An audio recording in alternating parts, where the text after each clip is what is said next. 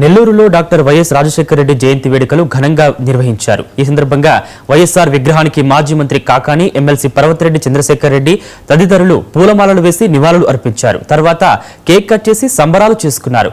వైఎస్ఆర్ అమలు చేసిన ఆరోగ్యశ్రీ, జలయజ్ఞం, fee reimbursement, రైతులకు ఉచిత విద్యుత్ వంటి సంక్షేమ పథకాలతో వైఎస్ఆర్ దేశానికి ఆదర్శంగా నిలిచారని నేతలు కొనియాడారు.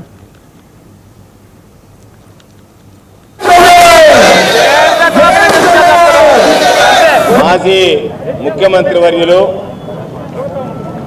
గొప్ప మానవతావాది, ప్రజల హృదయాల్లో చిరస్థాయిగా చిరస్మరణీయుడిగా నిలిచిపోయినటువంటి మహోన్నతమైనటువంటి వ్యక్తిత్వం కలిగినటువంటి స్వర్గీయ శ్రీ వైఎస్ రాజశేఖర రెడ్డి గారి జయంతి సందర్భంగా ఆ మహనీయునికి ఈరోజు ఘనమైనటువంటి నివాళులు అర్పిస్తున్నాం.